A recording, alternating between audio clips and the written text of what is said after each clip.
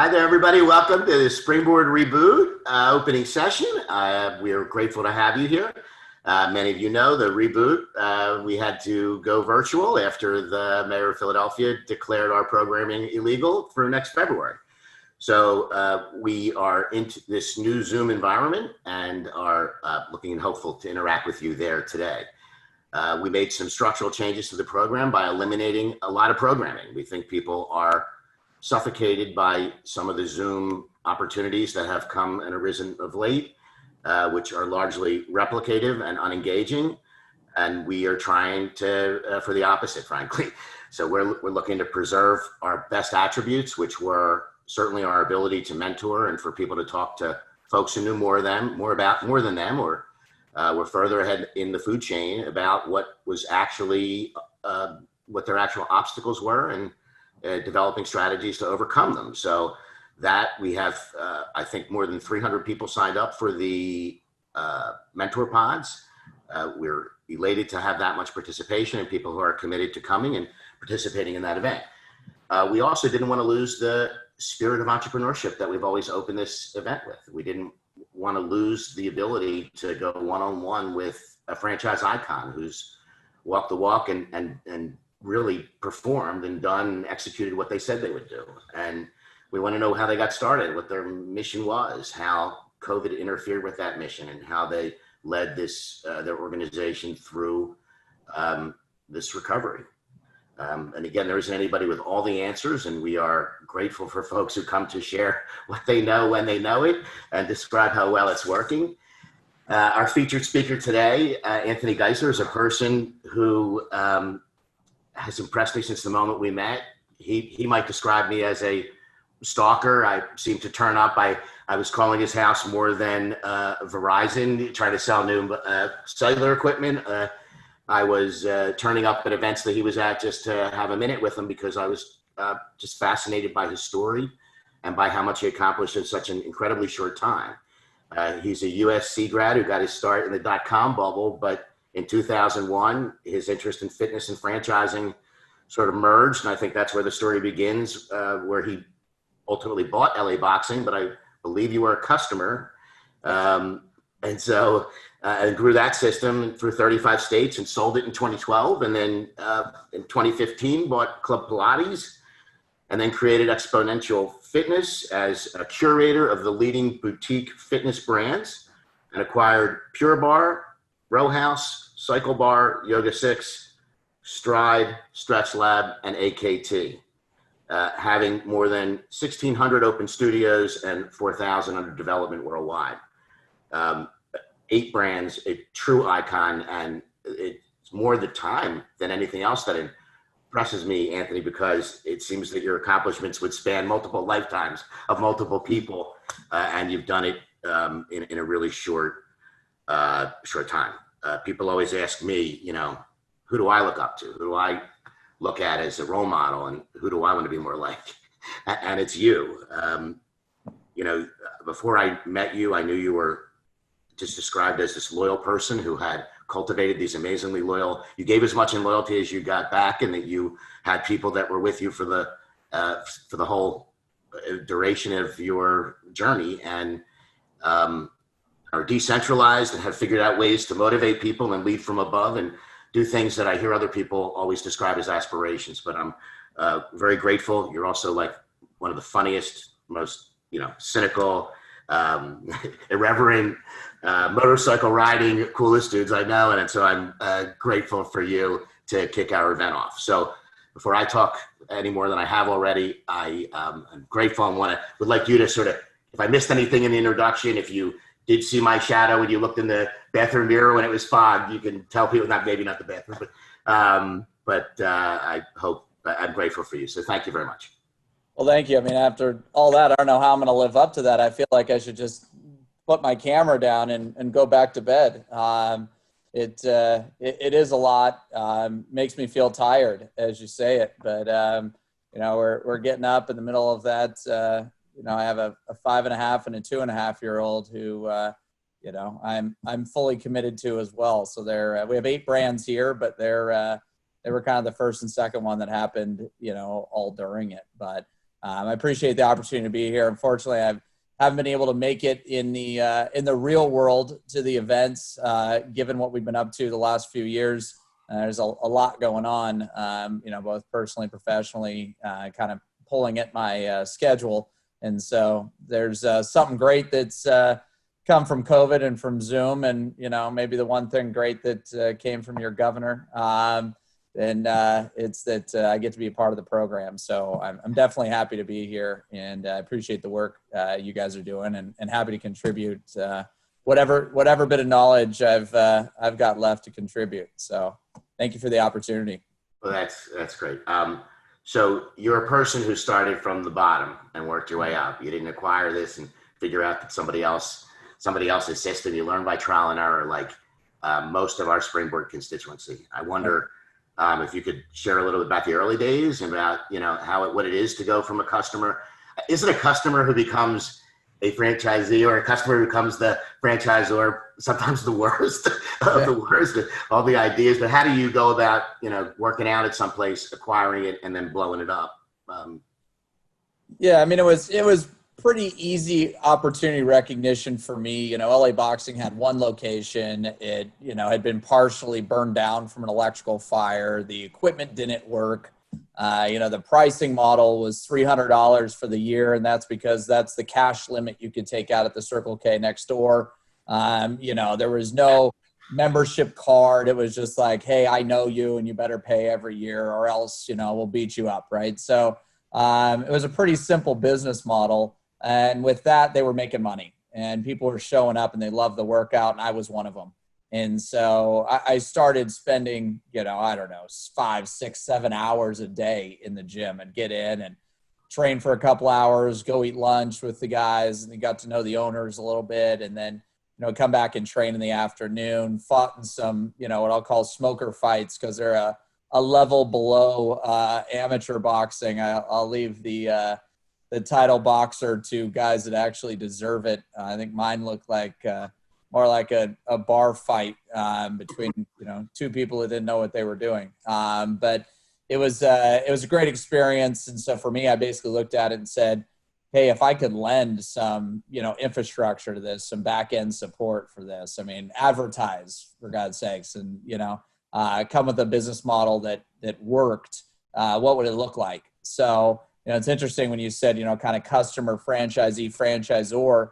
I really became kind of the first quasi-franchisee, because prior to really buying everything, we went and opened another location and kind of tested it, in a suburban market, in a place called Aliso Viejo out here in Southern California. And it really was just tons of moms and strollers. And it was like, how do we transition this, right? Because 20 years ago, if you were a mom or, a female at a boxing gym, it was totally different than today.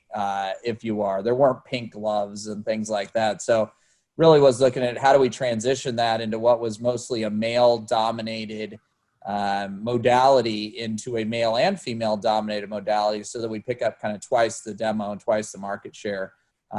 Which, interesting enough, coming out of that, when I ended up buying Club Pilates, it was the absolute flip. And people said, well, are you going to know what you're doing, because you're going into this female dominated market and you were in a male dominated sport? After I did LA Boxing, I, ran UFC and UFC gym for them. And so, it couldn't get much worse than, two bald tattooed guys beating each other up in a cage. And I went from that to Pilates. And so people really speculated, we'd have trouble getting that done. People speculated we were going to do boxalates, which I didn't even know was a thing. I guess it's like goat yoga or something else. But, they were all speculating on what that was going to be.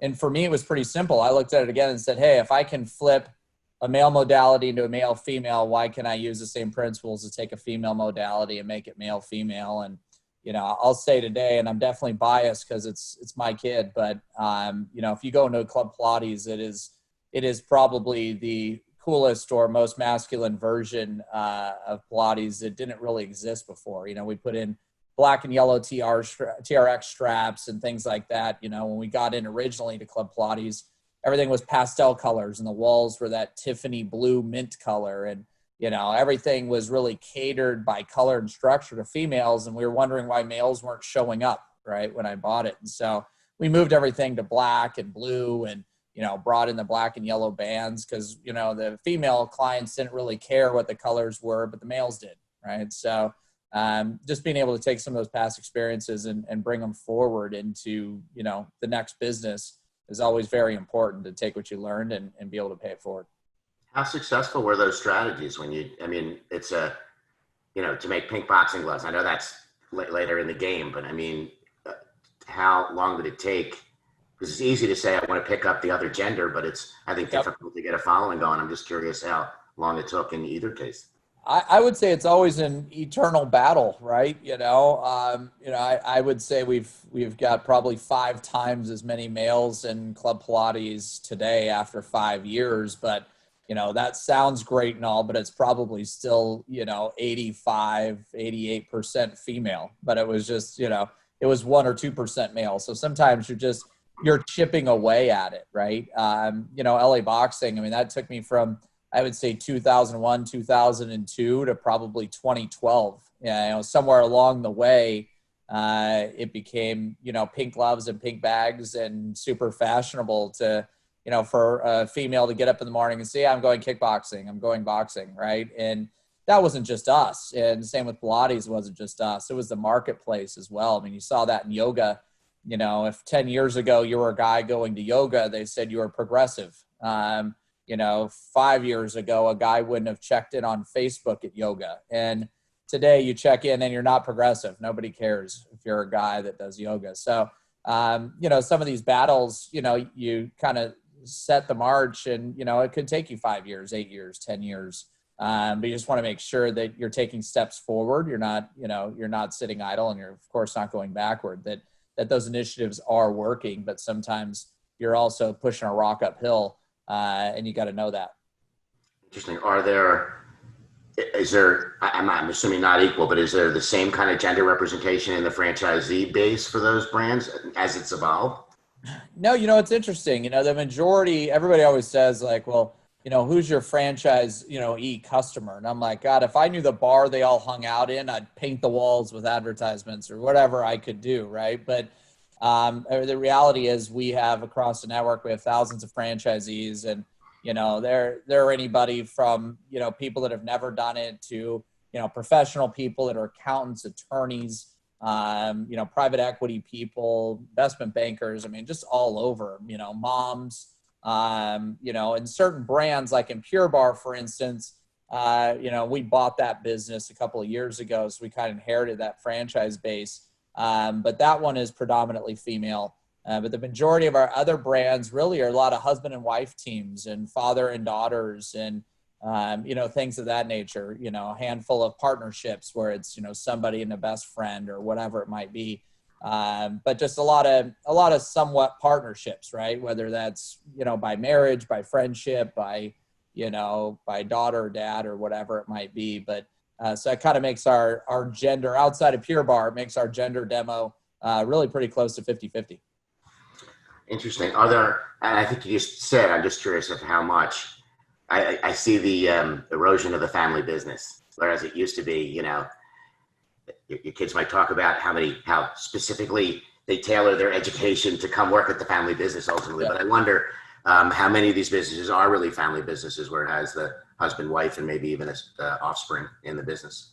I would say a lot of them, a lot of them, and, families kind of, to me is, mom, dad, and then someone else, right? Like one of the kids, and, that's probably 10%. That's probably small. But when you talk about, husband and wives creating something or building something for, a future family business kind of type situation, it's probably about 50% of what we have as franchisees. And, my daughter, oddly enough, this last Saturday at breakfast, looked at me and my wife and said that she was going to run Xponential Fitness because she wanted to be the boss. So at 5, she's got a lot to learn on how that is. I think she just wants to show up and write on the whiteboards, but it seems like, she might get the bug too.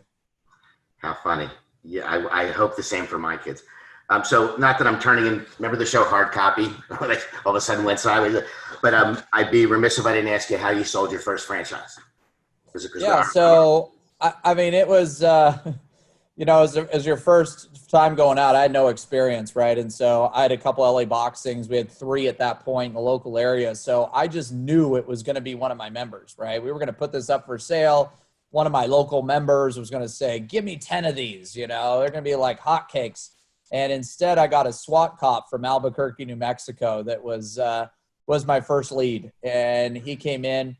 I ended up that same year as I was talking to him, IRSA, which is International Health Racket Sports, it kind of governs, health and fitness. It's kind of our Better Business Bureau of fitness. They came out with a report of ranking the top 50 states for fitness, and New Mexico ranked 48. So I was super excited to go open my first franchise in possibly the worst state on planet Earth with somebody who wasn't around. And what I realized very quickly was, all the resources we had here, the painters, the counter guy, all these people, the mirror person, everyone we relied on weren't in New Mexico. And it was just far enough that they weren't going there. And so we actually loaded up a U-Haul truck of everything that we had, and we drove to New Mexico because we needed it. We probably had 10, 15 people on the ground.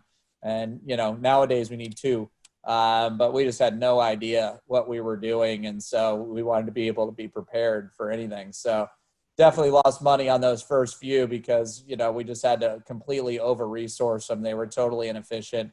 Happy to say that is a family business. That gentleman ended up selling it to his daughter, who ended up marrying her boyfriend at the time, and they had kids.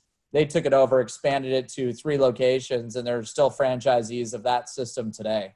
So I love that, you can see stuff, grow through the years. It was almost 20 years ago, and, she's running a great business then. And then I think she was in junior high or high school when I met her, and she had this little boyfriend, and now they got a beautiful family, and they're doing great things out there. How nice. Those are great stories, because I think they are really what makes me think of when I think of American business. And that's great. So how has your franchisee profile changed over? I mean, that from members, low-hanging fruit, I got that, but tell me how your franchisee profile changed over the years. Yeah, well, I mean, we've really taken on a lot of business professionals. I think in the beginning, even the UFC days, right? The UFC would push like, hey, why don't we get these fighters to open these locations and those kind of things. You think you'd be looking for, boxers, fitness professionals that want to kind of convert. And the reality is, we were looking for corporate refugees, and that's kind of where we are today. People that have run, Fortune 500 companies, run teams. They might have been the CMO of Pepsi or, the CMO of Pods or, different people that we've had, kind of through the years that came through. And it's a really nice compliment when somebody is a C-suite executive at a franchisor as their primary job. They either leave that or still have that, and they buy franchises from us, right? Because they know the system, they know what it's like to be on the other side. So they know the questions to ask, they know the things to look for. And in doing that, they're still willing to pick up, 5 stores or 10 stores or whatever it might be. We just did a deal with one of the largest Papa John's franchisees that operates, 135 units on the East Coast. And they picked up, 6 or 7 across different brands from us, this last month. So, continues to inspire me to see that, people out there that know the franchisor world, know the franchisee world, are willing to come in here and see what we have to offer and still choose to partner with us. So we're excited about that when those deals happen as well.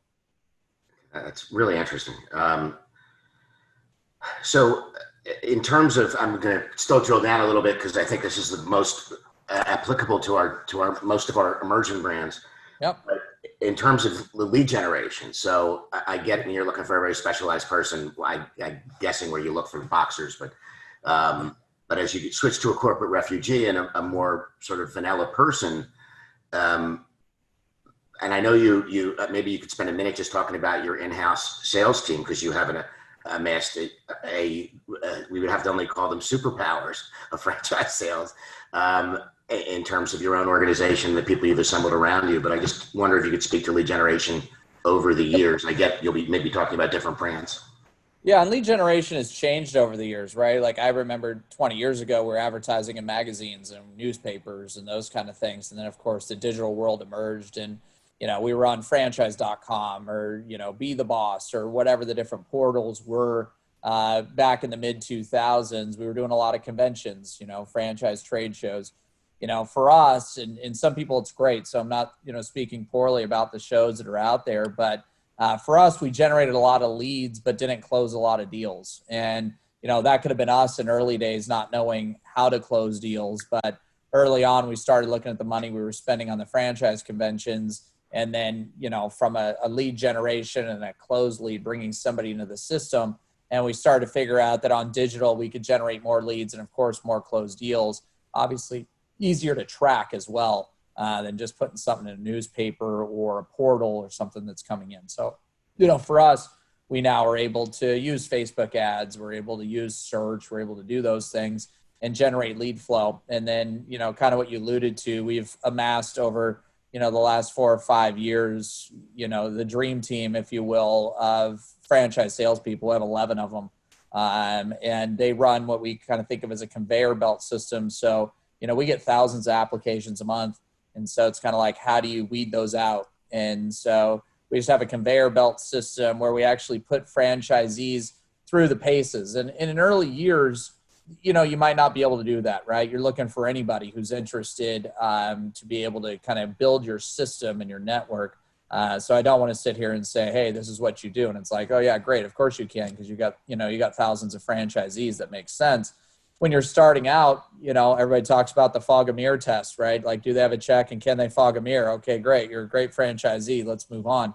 But it's a careful rope and a line to walk because you don't want to build some sort of pump and dump franchisor where you've taken in all comers, you haven't put them through the paces, and you've done that just to collect a check, and you're kind of hooked on that growth where you're like, hey, I want to sell 5 a month, 10 a month, whatever it might be. We were selling 1 a week back in the LA boxing days. And I just could not believe that, people were showing up, writing a check for $25,000 a week. And we probably took on some franchisees that we didn't vet as much because we needed the 25 grand. And so those I call deals with the devil, right? And those come home to roost at some point. Usually they all collectively get together and come home to roost. So you don't get the shot at doing them one at a time. Sometimes it's all of them at the same time. And so, you have to be very careful the best you can early on and make sure you are choosing the best partners. So this is marriage.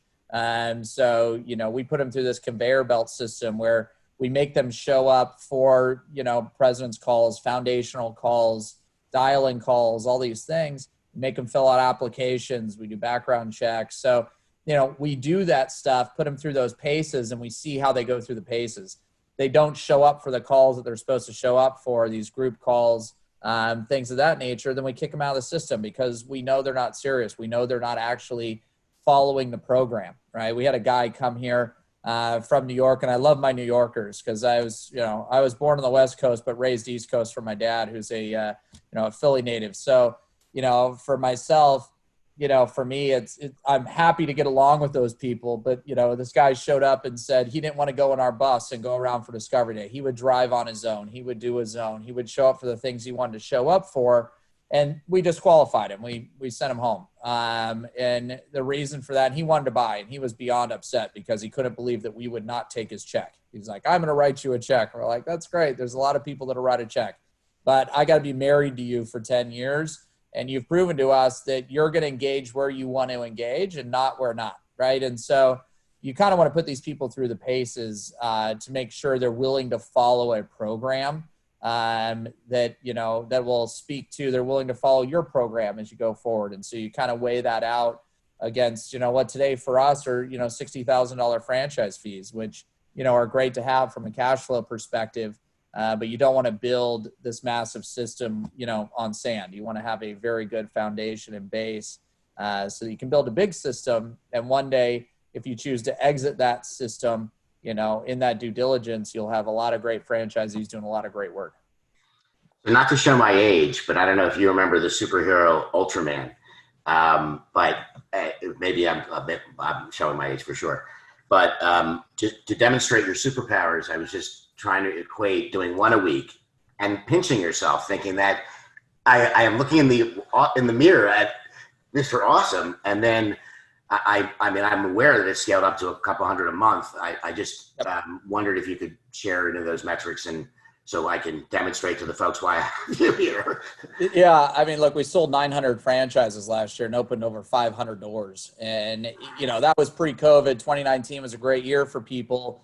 But I don't know anybody that sold 900 franchises. And I don't know any retailer that opened 500-600 locations in the U.S. And so we opened more than that, kind of around the world as we're in 10, 11 countries now. So, yeah, it's funny. We over here, if you don't sell, a couple hundred in your first year out of the gate, we buy a new brand, we wonder what's wrong with you. And so we've become very jaded, super messed up, even this year with COVID where, we'll spend half of the year, buried in COVID. We've still managed to do almost 200 grand openings during COVID, and we've still sold a couple hundred franchises. And, this year, even though it was sort of half baked and all over the board, we'll still sell hundreds of franchises, open hundreds of stores, and do that, both, domestically here and internationally. And we'll look at that as a year on pause, and, hope we can go into next year and get back to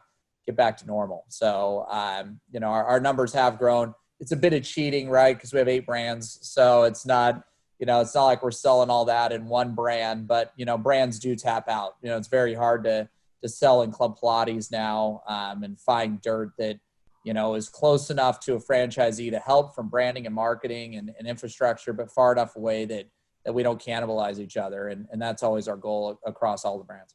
All right. So I got a bunch of COVID questions, but I want to, before I leave the emerging part of your life cycle, I just want to just pivot back, and it may just be do what I do, maybe the answer, but I wondered, in a world of mentoring and a world of advice and especially to new brands, ironically, the notion of being emerging or re-emerging, especially in COVID, has put everybody in that one of those two categories. But I wonder if there's a couple of things that you would, this is a good time to just put a fine point on.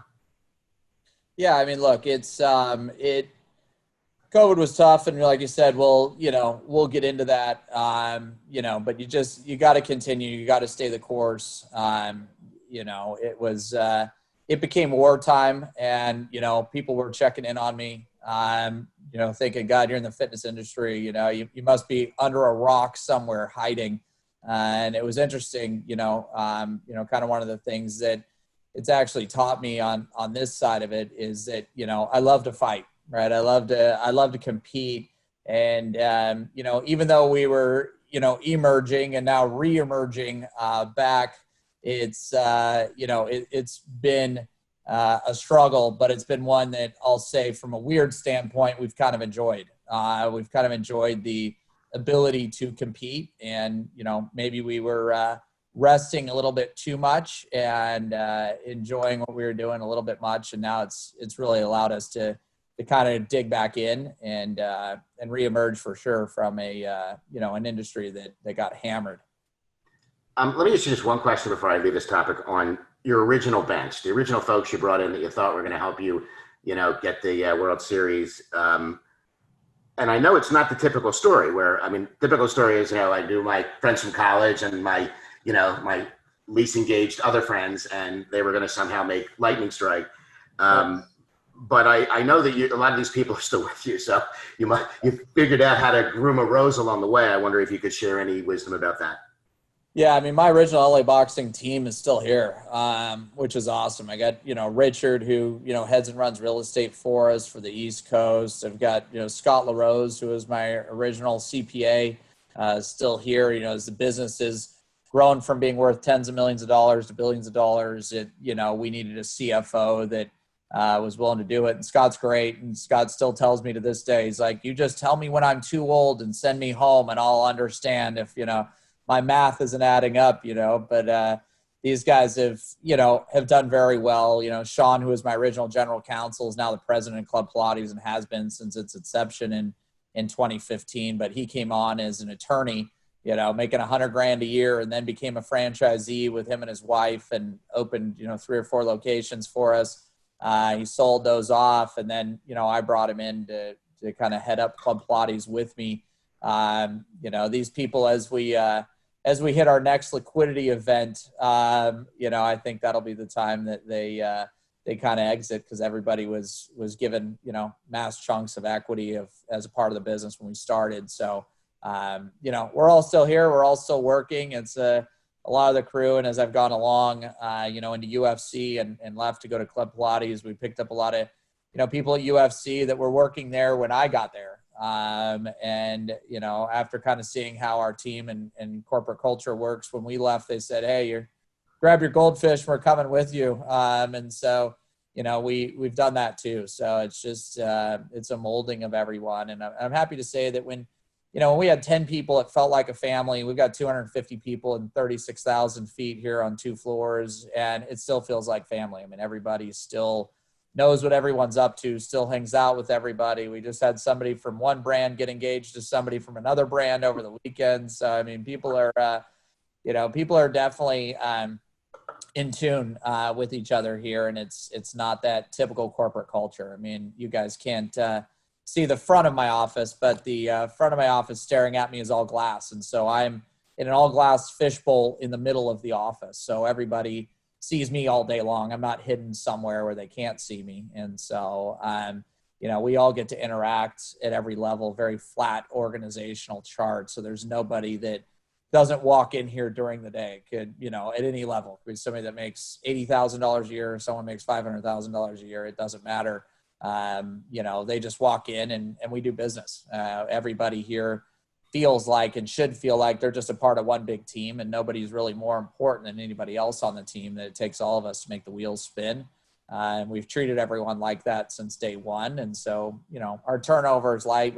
All the original presidents we hired for the brands are all still the presidents, and, all the major people are still here, running the business. And I think one day, someday when I'm not here, I still think those are the people that are going to be running this business from the Xponential level, and just kind of moving up and, filling the shoes of the people that they've been, the people have been filling my shoes for years. So they'll just move my body out, and that'll be about it. So many lessons wrapped up in there with visibility. Some people hide in some other location in some ivory tower. They like to be unavailable. Communication, inclusion, a flat organization, things that you don't hear when you're in business school, just when people are, drawing the chart and telling you how it's going to be. Yep. So much great information. But I got to turn to COVID. I have to turn to the modalities, the online, we were grateful for your participation on the webinar. And at that point, it was it's our franchise icon webinar that we've been doing at home for 16 weeks. And so a lot of that conversation in the beginning was just, PPE based, who's wearing a mask, who isn't, who's got hand sanitizer, how much hand sanitizer do you have? I bought hand sanitizer on open market, right? And then It went to payroll protection loans, who got the payroll protection loan, who gave the most information about matching people up. But there's really so much more to it. And the survival of brands is dependent on a word I hear so overused, the pivot, but it is really the only nomenclature people have adopted to describe an abrupt change in business model that was reflexive in your case. And so I just want to get you started on that. Tell me where were you when you picked up your phone and you saw that the NBA was canceled? Because I know where I was, and exactly where I was. And all the ones that came before it. Your dry cleaning would be late. The Girl Scouts are going to be 2 hours behind schedule, and the NBA is canceled right before the NCAA. Like, it was, let me let you answer. Where were you, and what did you think at that moment? Yeah, look, we got a pretty early look at it based on the international work that we were doing. And so we were kind of seeing it in Asia, seeing it in Europe. I mean, I was in New York the end of February, early March, having conversations about it. We know COVID was there then, right? It just wasn't, massively publicized. And so, we got an early look at it. We had a Club Pilates in New Rochelle where, kind of it sort of broke out to begin with in New York, at least from a social standpoint. And, we were very close to the temple where they had the outbreak and the kids that had it. And so one of our Club Pilates just shut down there because of it. So we by the time it really started to hit, we didn't have a lot of examples and a lot of experience, but we had some. And so, I felt like we kind of knew it was coming a bit. You kind of talk about that inflection point and that fight of what are we going to do, right? And as you're trying to figure out what you're going to do, your office gets shut down in California. So now you're like, okay, well, what are we going to do and how are we going to access our people, right? And for me, it was very important that I continue to come and sit in this chair, which I did every day. And so, my life had to remain normal, right? Because you end up with 250 employees and thousands of franchisees who are very entrepreneurial, but when it comes to war, when it comes to the fight, everybody says everyone's a gangster until it's time to do gangster stuff, right? And so when that happens, you have all those beady eyes, those thousands of eyes looking at you going, okay, what are you going to do? And so you don't have the opportunity as a franchisor, at least, in our case, the size of our system, to sit there and say, all right, give us a couple of weeks, we're going to figure it out, or we're trying to furlough our employees too, or we're trying to do those things. We had to just lead from the helm and say, hey, this is what we're doing. And I made a decision, it was really a fight or flight response, and, kind of went back to my LA boxing days. And we found that in the ring every day. If you physically start punching somebody in the face, they will either get in the fetal position or they will punch back. And it may be ugly and they may have no idea what they're doing, but they will fight.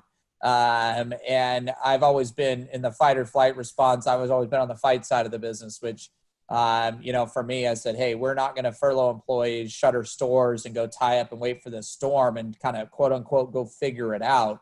We're going to go bring the fight. And, it's a fight that we can win. And my thought process was, let's take the franchisees from what was a sprint and the company from what was a sprint to a jog, right? Let's just kind of back down a couple of gears. And that way we're ready to go from a jog back to a sprint, as opposed to everybody else who went from a sprint to the couch and then had to get off the couch and go back to a sprint, which is a lot tougher. So we stayed open longer than other people did and fought the fight.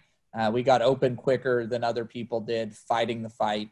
It was not our goal to be unsafe. It was not our goal to stay open where we are not allowed to stay open. And so, we followed the rules where we needed to follow the rules. We pushed the, legitimacy of those rules where needed as a franchisor to protect our franchisees, because our franchisees looked to us and said, hey, this governor is shutting me down in Arizona again.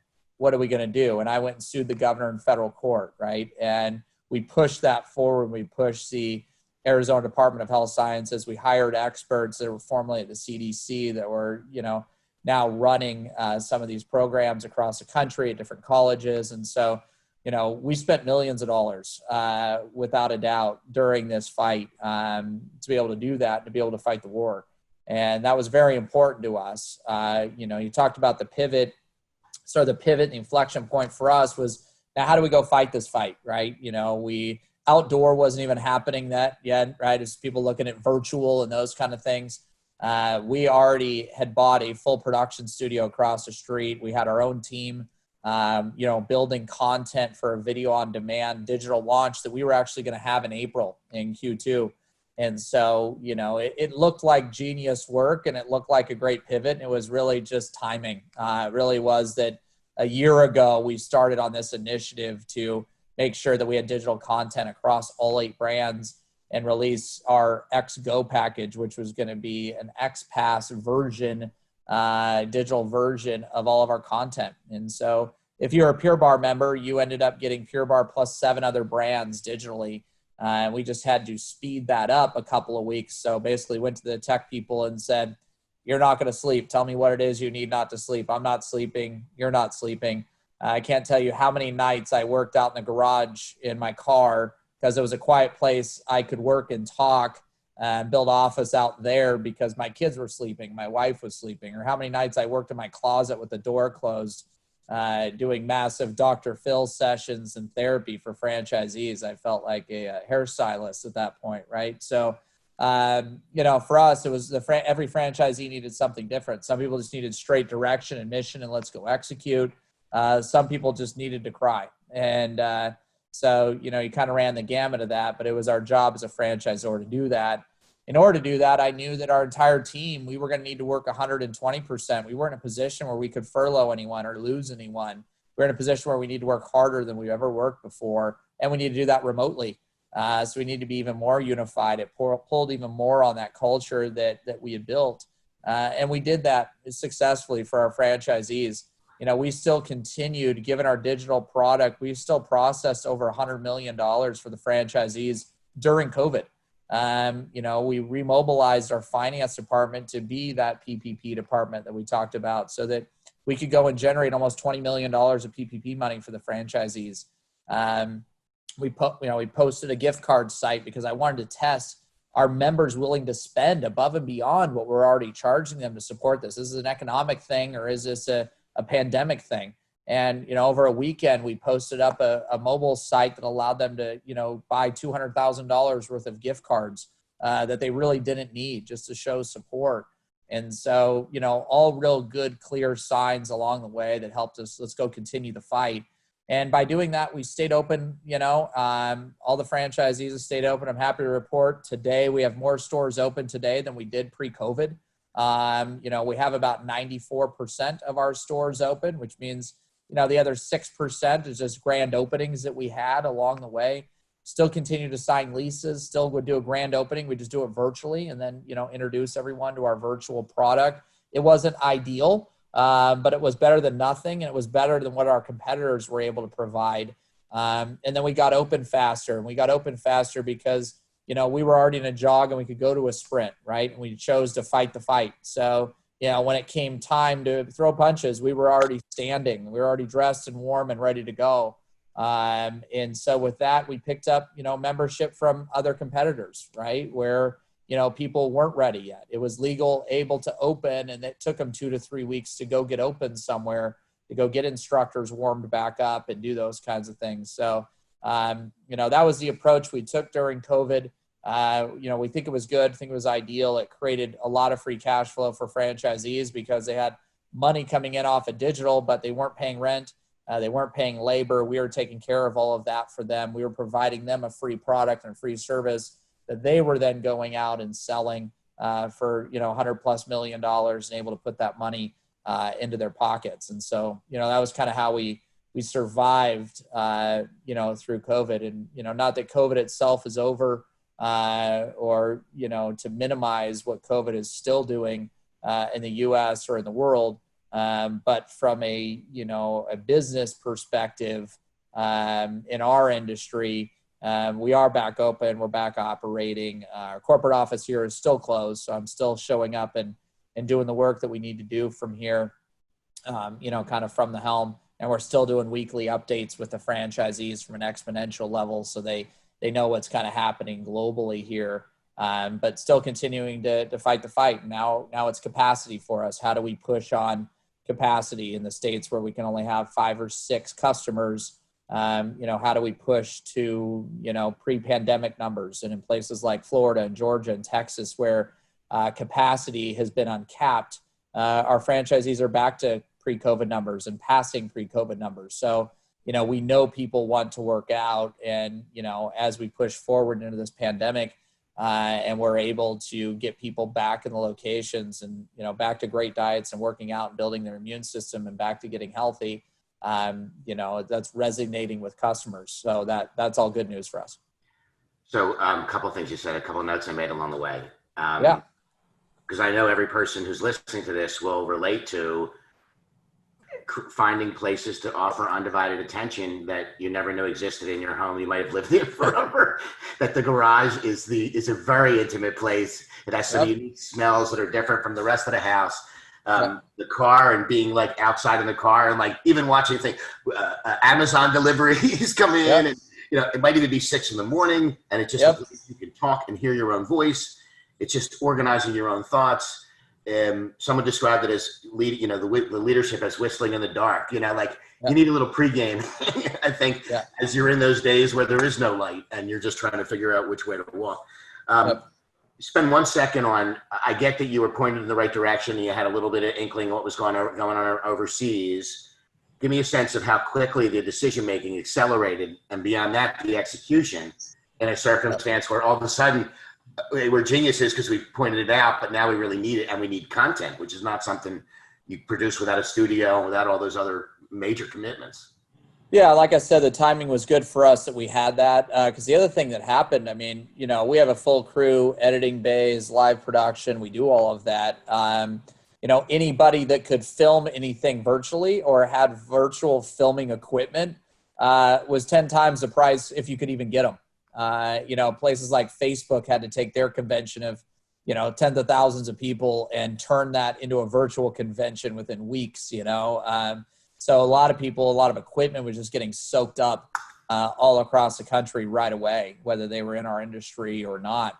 Definitely having that production studio was there. Our ability, like I own and operate this business, which makes it a lot less complex too, right? Because I'm not turning, I mean, we do have a board of directors, but I'm not turning to a board asking for permission or asking for dollars or doing those kind of things.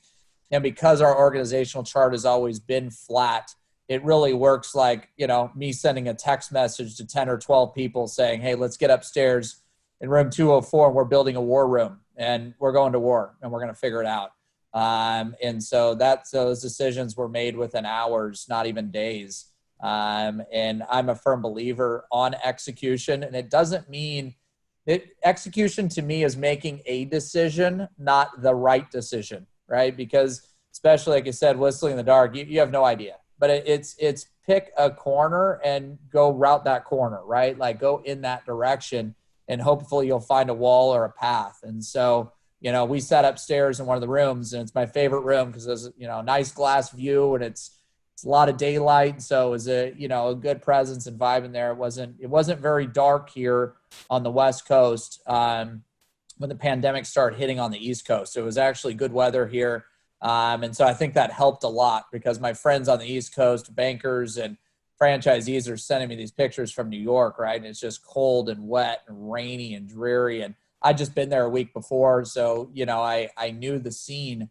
But here it was, 75 degrees and sunny and birds were chirping, right? So for us, I think that had a lot to do with the kind of positivity and the push that we were seeing. And it wasn't here yet, really. It wasn't affecting our personal lives here yet. So that kind of gave us the ability to, kind of pick up that fight and push forward. But, we executed on decisions. It was like, these are the decisions we got to make. I got all the brand presidents together and the other people that were here, about 10 or 12 of us in a room and just said, okay, let's go. And so we made decisions. Some were good, some were bad. Some we knew were bad decisions, but, are not optimal decisions. But it was like, what other choice do we have? Like when we went to launch our Go product, it would have been great to have it on mobile. It's like we threw it up on the web and we didn't have password stuff set up yet. So it was like, anybody can have it. Let's go.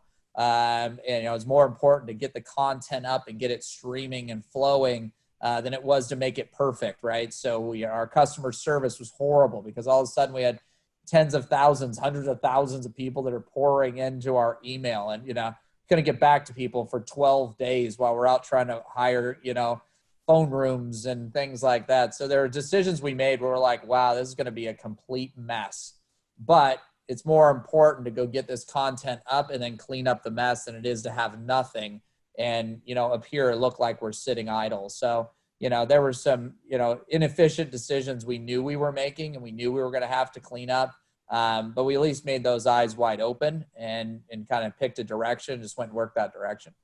All right, two more questions. What's the collective wisdom of your team about what are the lasting effects of COVID? And I don't mean to say that it's over or done. I'm sure that we're only looking at the tiniest eye of a much larger mouth. But what? So I don't mean to characterize it in my question, but where do you folks see as the lasting effects of COVID on your business? Yeah, I mean, look, there's some technological ones, right? The answer is we don't know yet, really, because like you said, we're still kind of in the middle of it. So to kind of say, well, how did this change our business for the years to come? I mean, obviously, we know how it's changing our business today, and it's state by state, right? We didn't deal with a national government that, kind of ran the pandemic. And that's not to be political one way or another. It's just factual. And so, we really had to deal with 50 governors, and then even inside the governors, you dealt with health boards and you dealt with mayors who didn't agree with governors and, all suburbs that didn't agree with the mayors. It was just all sorts of stuff. And so it was pretty tough to kind of figure out, still tough to figure out, what are those lasting effects? Will the plexiglass that's at the front desk, will that be here in 3 years? I don't know. It may not be here in 3 months. If there's a real vaccine that happens that people can trust, then why would you have plexiglass up if everybody is, immunized, right? Like, I don't know. If there's a drug that comes that you can take and in 24 hours you feel amazing, if they get it to that point, then, will we be wearing masks? Probably not, because everybody could take a pill. Or they have a vaccine that keeps them from even needing some kind of therapeutic drug. So I think we're still at the beginning of, not even in the middle of, trying to understand what the long-lasting effects will be. We know what they are today, from contactless check-in to people really hammering the virtual. We do have some sample sets in some states. Is, like I said, we get uncapped physical ability. We're seeing the digital plummet, right? Because people are coming back and do it in the physical world. So what is that final plummet place of digital? Will it be, I would imagine it's going to be better. There will be more people using virtual than they did before. But will that be, just more supplemental to the physical? We really don't know. Not to speak bad about a Peloton or an in-home workout, because we've had in-home workouts since, Jane Fonda, not to date myself, but, that the in-home workout's nothing new. But how long will those effects last, as to where people want to be communal animals? And I've always believed that, people come to us because they, have something in common with everybody that's in there. And it's very hard to, bike in your kitchen virtually and get that community. That's something that, a stationary bike with an iPad attached to it cannot replicate. And so, we feel comfortable in that. Like I said, we've seen a lot of these numbers come back to pre and better than pre-COVID numbers, where the people are legally allowed to do it. So we know the demand is still there. Thank you. I mean, that's they're great answers, and you've actually anticipated many of my questions as you're going. So you're doing great. Last thing is you have an opportunity to give some advice or coaching to some of our folks that are walking into an hour-long mentoring session today and tomorrow. Do you have, I didn't hear you once say me or I. You always talked about the team. And so I know mentorship's important to you and in your organization. What advice do you have for our folks as they head into those sessions? Yeah, I mean, you kind of hit the nail on the head. I mean, it is not about me. And I don't say that because this is recorded and people are watching it. I say that on a daily basis, and everybody here knows that and feels that. It has to be about the team. I'm a lone wolf. I'm not a mass collaborator. So I'm 44. So I missed the millennial collaboration sort of stage that became popular. When I was in college at SC, they were just starting to put us in groups of like 2 or 3, and everyone hated it, right? Because they're like, hey, I want to go home and do my own work and turn in my own work and live on my, live and die my own sword kind of thing. So I won't make it out to be like I'm a mass collaborator, but I'm definitely hearing the insights and the experiences of the team. And the team is absolutely able to argue with me, and I want them to. I want to hear the other side of the coin. Ultimately, I get to make the decision, but I'll tell you, with my brand presidents, they probably make 95% of the decisions, and they come to me really for that mentoring. That's how things are set up. If they can make the right decision or make a decision, right? It's been many times the brand presidents have come to me and I said, hey, look, I've made that decision, right? I've been down that path. That path didn't work for me. Doesn't mean it's not going to work for you, because you might do a better job at executing the path than I did. But here's what I found along it. So just look out for this stuff. And sometimes they go down the path and they just do a better job than I do, right? We have more experience, or we've tried it, or they're a better executor at something than I was. And I'm open to that. Just because I can own the business, or I can run the business, or I get a cool card that says that, I'm the CEO, it doesn't mean that I'm right all the time. And it doesn't mean I make the right decision all the time. So, really think of it more as, yeah, I'm the ultimate decision maker. But I typically don't, overturn something my presidents are doing unless it's just super crazy, which they don't make super crazy decisions. So we usually all kind of sit and hammer it out. And in some brands, it's multiple presidents making a decision at Club Pilates. Might be the president's cycle bar that's weighing in on something at Club Pilates. All of our brand presidents have, exponential equity, right? And so everybody is a shareholder and stakeholder in how each of our brands perform and how I perform. And so it's just really making sure that, like I said, I get to be cool because I get to be the quarterback of the team, or I get to be the lead singer of the band, or those kind of things. But, quarterback needs someone to throw to and needs someone to protect him. Otherwise, they're the small guy that gets crushed. So, I realize that, it's everybody doing their job and everybody kind of rowing in the same direction that gets us the speed and the stabilization that we have. So, always look to your teams. Don't be afraid to make decisions. Always be, there to push forward and push the agenda. Less for me about the roadmap and more about pushing the execution. People talk about something, whatever invention or whatever, idea they have. Some people come to me for mentoring and say, well, I don't really want to tell you the idea because I want to keep the idea secret. And I'm like, guess what? Somebody already thought of your idea. Matter of fact, hundreds of thousands of people across the world have thought of your idea. Do you think Jeff was the first guy to think about selling books online? No. Was Elon the first guy to think about an electric vehicle? We know that's true that he's not, right? But how do these guys go execute? It's because they're executing, right? And they're executing on something that other people failed to execute on or execute on as well.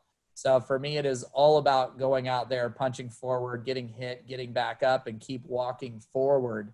And as long as you're doing that, then, you're heading in the right direction. You just got to continue to prevail. All right. Last question. What's your favorite motorcycle? Oh God. It's so weird. I had my Screaming Eagle Road King that I rode for years. And then a solo seat deluxe Softail. And when my daughter was born, I looked at those bikes and I'm like, God, I can't, I just can't do this in good conscience anymore. So both my bikes sat on trickle chargers for about 3 to 4 years. My wife, oddly enough, I said, I'm going to sell these things. She's like, don't sell them. And I'm like, why? She's like, well, it's really the only hobby you have other than work, And so I realized I wasn't all that interesting without bikes plugged in the garage, but I would take around the block a bit, but I sold the bikes, and interesting enough, I bought a 1923 Ford Roadster. And so a little T-bucket. So it has seats. It feels a little bit safer. It's still, the guy that helped me build it said I should be wearing a helmet because it's basically like a motorcycle, but it feels a little bit better. And oddly enough, it was a car that a friend of mine's dad owned when I was 7, 8 years old. And so after 30 plus years, I hunted the exact car down and I found it in a barn 80 miles outside of Austin, Texas. And I trucked it back here and I rebuilt it, put it back to its 1985 glory. So I'm excited to rock that. So I feel like my bikes are buried in that car. So that's what I do today. That's funny. I'm still rocking my original Heritage with the solo seat. I just don't. Yeah. I didn't want to been in a trickle charger way longer than it could be on a trickle charger. Exactly. People are asking how are you targeting multi-unit owners? Dave Hansen's asking how you're targeting multi-unit owners. Are you seeing better success rate with that? Targeting multi-unit owners to try and get them to buy in. We I don't think there is a way, in my opinion, to target a multi-unit owner versus a single unit owner. Like they all hang out in different bars. I think that you bring in single unit owners and you talk them up into a multi-unit purchase, right? And so, we had the luxury, which was nice in the Club Pilates model, that people were buying them very quickly. At Expo, our average unit sale is 3. And so we, majority of the deals we do are kind of one-off 3-packs. We don't do a lot of 6s or 10s or things like that because it takes a long time to develop. You're selling a lot of dirt up front. We want to be in the royalty business, so we want to get stores open faster. And you sell a 10-pack to somebody, it could take them 5-6 years to open that 10th store, and you've made no money along the way. So, we like to make sure that, we do 3-store deals pretty much as our average and our go-to. We'll do some single unit deals. Obviously, if I could do 3 singles in the same neighborhood and get all 3 open in 6 months and we get royalty out of 3, then that would be it. But it also makes a lot of sense to sell a 3-pack to somebody and allow them to develop it over 6, 12, and 18 months to get that done as well. So I don't know that there is an actual place to go and market to multi-unit buyers. I mean, we know their websites exist and the magazines exist, and people like to broadcast that they can bring multi-unit buyers, but for the most part, we bring people into the system and then we talk them up or into a 3-pack if they're not there. How much of your discovery days and training are virtual these days? So we are split. So we offer both today, hybrid, both in person and virtual. Obviously during COVID, when April, May, June, we started up doing stuff back in person in July, and kept the virtual as an opportunity too, if people wanted to do it. But I'll say even in that 80%, maybe 90% of what we're doing is virtual, because now if people can log on from their house and spend 8 hours, they'd rather do that than spend 8 hours traveling. So I think that, we'll get back into the physical world. The closing ratios are better in the physical world. It's better to interact with people. So, we're looking forward to getting back to that. Great. My partner, Bill, asks if you could expand or explain the terms leveraging the grid and defragmentation as it's used in your company. Is he loading the gun there? Leveraging the grid. Where is this question? It's in the chat.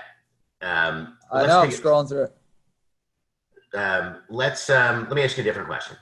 In terms of, can you offer any strategies or advice around lease negotiations or dealing with landlords as we, presently, in terms of for stores that are particularly been closed or closed?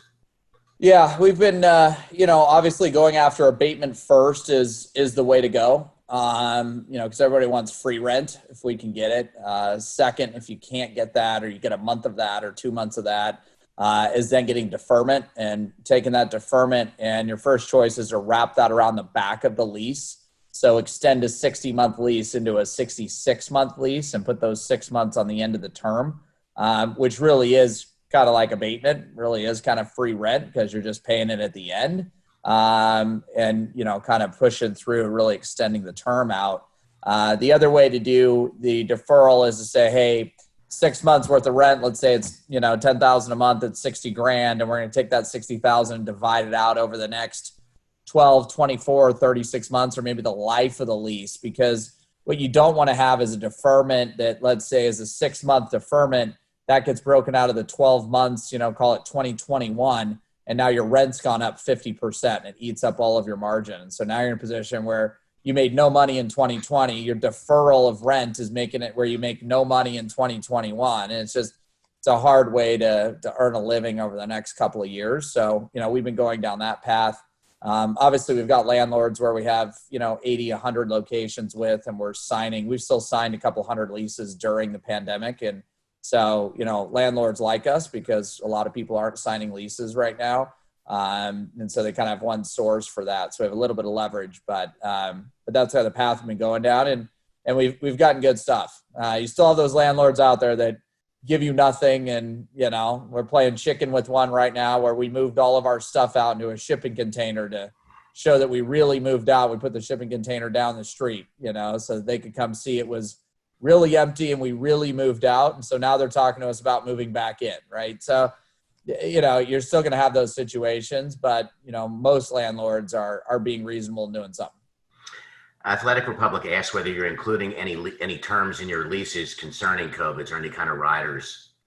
We are, some landlords are agreeing to them, some aren't. We're doing, some of our rent stuff, we're doing percentage rent. as we fire these stores back up, if we got some abatement or we got deferrals or we got percentage rent or something. So we've put some percentage rent language into some of the go forward leases to say, hey, if the world is declared a pandemic or there's a resurgence of COVID or something like that, we agree to pay X% of our revenues in there. And so we've been doing some of that stuff. Some landlords will do it. Some landlords won't. I won't say it's the norm in what we do, but it might be, 20, 30% of the deals that we're writing have some sort of language in it that gets agreed to. Interesting. Has the profile changed for new prospects during COVID or as we sit here now? No, I mean, the franchisee is the same. The prospect themselves hasn't really changed. It's been tough for us because, people are looking at it like, hey, I don't really want to open a bar or restaurant or a gym in the middle of a pandemic when, those are the things that are closed. Our current franchisees that are in the system, a lot of them saw it as a real estate opportunity because they've already bought, they're already in the system, they're planning to open. So we actually saw some slowdown in openings because franchisees, right when COVID hit in March, franchisees that were in the middle of about to sign a lease said, whoa, I'm going to hold up and wait a minute because the deals are going to get cheaper, right? And so people then signed in June or July, and they just kept trying to hold out to kind of hang these landlords out to dry, which is good for the franchisee, good for us and everyone long-term. But in the short term, it slowed, some of our openings. We opened about 150 locations over the last few months.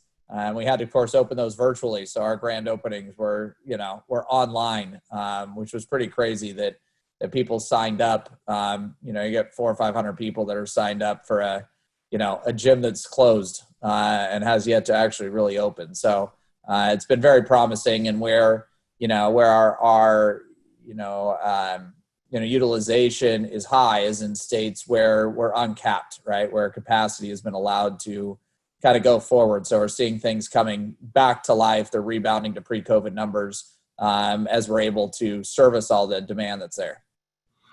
Thank you. What do you think about this recent press blaming gyms and restaurants, really to me is the shorthand to identify folks who are leaving their house as having some more central role? I mean, we've talked about this in the past. I'm still looking for the data. I'm like, that's great. Tell me we're delivering, the spread of COVID, and show me where that is.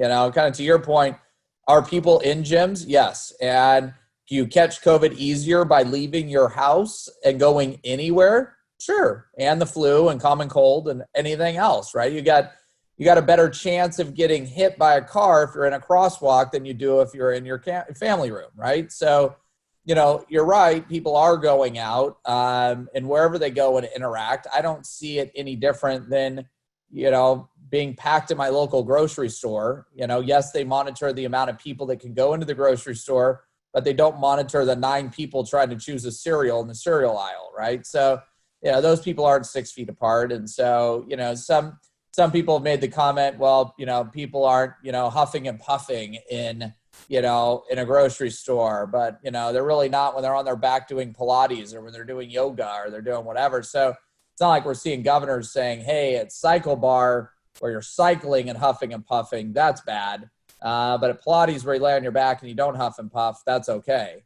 It's just been a blanket deal, and we got lumped into the gym and fitness category, which if you're a 40,000 square foot box like an LA Fitness or 24 and you got to regulate thousands of people and thousands of check-ins, that's one thing. If you're us and, you've got 10 people in class and the 10 people and you can test the 10 people, you can do those kinds of things. And, that's even where some of this has been going is, these home testing kits are getting so cheap.